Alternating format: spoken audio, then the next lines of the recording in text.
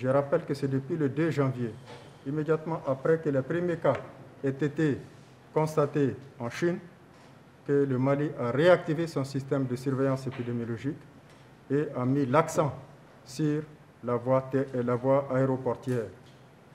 Et depuis ce temps, souvent les gens s'interrogeaient pourquoi le Mali n'a pas enregistré de cas pendant que la plupart des pays de la sous-région, les pays frontaliers, enregistraient des cas. J'avais coutume de dire que ça peut être dû soit à notre système de veille sanitaire qui a été assez efficace, mais ça peut être aussi un événement divin. Ça, je ne peux en donner les termes ou les explications possibles. Ce qui est certain, des hommes et des femmes ont travaillé sans relâche pour essayer effectivement de traquer tout cas suspect, et si c'était le cas, d'en faire le diagnostic et vérifier si c'était un cas positif ou non. Avant de rentrer dans le vif du sujet, je voudrais, à travers une présentation, vous montrer un peu quelle est la situation des cas dans le monde, en Afrique, et surtout ce qui nous concerne au niveau du Mali. Cette pandémie a fait des ravages, a fait des décès assez importants. Pratiquement, nous avons plus d'1,5 million personnes qui en sont atteintes de par le monde, avec pratiquement plus de 88 000 décès, soit un taux de létalité de près de 5,8% au niveau mondial. Mais là, il faut dire aussi que nous enregistrons des guérisons, près de 22%. Après avoir décrit un peu la situation au niveau international, qui a démarré par la Chine, et ensuite la situation s'est étendue à l'Europe, aux États-Unis, en Australie, en Amérique, dans pratiquement tous les continents. L'Afrique, les gens croyaient qu'on était épargnés, mais hélas, nous ne sommes pas encore épargnés. Et après, l'Afrique a été le dernier continent à connaître cette épidémie. Maintenant, j'ai donné la situation des pays qui nous entourent, des pays de l'Afrique de l'Ouest. Si on regarde, on voit bien que la situation évolutive depuis pratiquement le 11 mars, les premiers cas sont apparus dans certains pays comme le Sénégal, ensuite le Burkina, et bien sûr, vous voyez que l'évolution est le crescendo, la courbe évolue au fur et à mesure. Après le Burkina qui a la situation la plus importante, que vous voyez en rouge, après nous avons la situation du Sénégal qui a été l'un des premiers en Afrique de l'Ouest à être contaminé, mais la situation commence, bien sûr elle est toujours crescendo, mais le cas du Burkina est beaucoup plus important. Ensuite nous avons la Côte d'Ivoire également qui a été infectée depuis le 11 mars. La situation est aussi en train d'évoluer, pratiquement atteint les cas que nous constatons au Burkina Faso.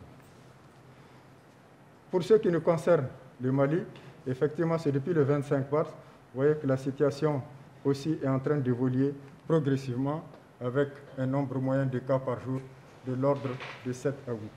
Nous avons essayé de faire la comparaison entre les différents pays de la sous-région par rapport à notre pays. Et on voit bien que toujours c'est la Côte d'Ivoire qui a le plus nombre de cas, n'est-ce pas? Ça c'est important, le nombre de cas confirmés, et ici le nombre de décès. Mais le nombre de décès c'est beaucoup plus au Burkina et au Niger. L'Algérie aussi, on a mis l'Algérie parce qu'il fait frontière avec le Mali, donc nous avons voulu ajouter l'Algérie, surtout pour la région de Kidal qui fait frontière avec l'Algérie, où la situation aussi est assez préoccupante.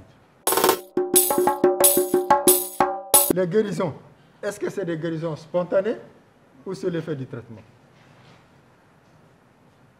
Est-ce que je dois répondre à cette question? Oui, professeur. Non, je réponds toujours, ne t'en fais pas, mais je vais répondre à cette question. Chaque fois que vous présentez des cas, j'ai dit qu'il y a des formes modérées. Il y a des gens qui sont positifs, mais en réalité, ils ne présentent presque pas de symptômes. Vous pouvez ne pas avoir de fièvre, vous pouvez rester asymptomatique, ça veut dire ne pas présenter de signes cliniques, mais pourtant vous êtes porteur du germe. Et vous transmettez malheureusement le germe. Donc, il faudrait qu'au terme de cette épidémie, que nous analysons tous les cas, que nous fassions une étude pour voir des cas qui ont été traités, qui sont positifs et qui ont été traités, et des cas qui sont positifs, qui n'ont pas été traités, pour voir est-ce qu'en réalité, il y a une guérison spontanée ou pas. Comme ça, c'est extrêmement difficile de dire, parce que la plupart qui sont hospitalisés, ils reçoivent une médication. Donc, je ne peux pas te dire est-ce que c'est spontané ou pas. Donc, il faut que j'ai une preuve scientifique pour donner cette affirmation. L'expérience montre que non. Et sinon, on n'allait pas avoir des cas de Covid-19. D'autant plus que lorsque l'épidémie s'est répandue, l'Afrique était le dernier continent à être touché. Certains même disaient que bon, c'est un germe qui ne résiste pas à la chaleur, comme ici il fait très chaud. Un éminent médecin vétérinaire nigérien qui confirme qu'effectivement que ce virus ne résiste pas à la chaleur et qu'il n'y a pas de souci que l'Afrique n'aura pas cette pandémie. Vous voyez le nombre de cas qu'il y a au Niger. Mais j'ai dit, toute mesure, quelle qu'elle soit, elle est contraignante. On doit analyser les tenants et les aboutissants et analyser surtout le contexte. Si on veut réduire, d'autant plus que la journée, on a tellement de gens dans notre pays qui vivent le jour au jour, si vous les confinez, ils vont mourir de faim chez eux. Ils cherchent leur pitance au jour le jour. Ces bonnes dames qui se réveillent à 5 h du matin pour aller vendre les légumes, etc., pour pouvoir rapporter de quoi cuisiner, si vous les empêchez de sortir, il faut trouver les moyens de les subvenir sur le plan alimentaire. Mais la nuit, je pense que ce travail est fait. Il est possible que les gens, au moins, fassent le moins de déplacements possible pour éviter, ne serait-ce que pendant cette période, la transmission. Ça ne veut pas dire que ça se transmet. Et d'ailleurs, c'est la nuit, avec les grains, l'été et tout, que la transmission est certainement assez aussi importante. Donc, ce n'est pas parce que le germe est diurne ou nocturne qu'il faut dire que les mesures ne sont pas satisfaisantes. Même là, je vois qu'elles ne sont pas respectées. Or, il est important pour les faire respecter, c'est la conscience individuelle de chacun qui doit primer. En France, présentement, mais ils font le tri entre les malades. Quels sont ceux qui peuvent sauver et ceux qui ne peuvent pas sauver? Ils ne font plus de tests. Donc, ce n'est pas un problème de faire les tests ou ne pas faire les tests. Il faut toujours faire la politique de ses moyens. Je pense qu'il faut que nous ayons cette humilité de dire que nous sommes un pays pauvre, mais que nous pouvons, en fonction de nos moyens, utiliser de façon rationnelle ces moyens. Si on avait les moyens de tester tout le monde, même si vous testez tout le monde, mais il y a des nouvelles entrées, vous allez continuer à quelle équipe médicale vous allez faire tout ça?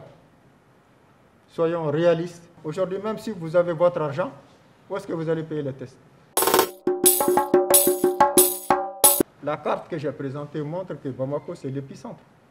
Et on sait aussi que Bamako, pratiquement la plupart des villes environnantes affluent vers Bamako pour s'approvisionner.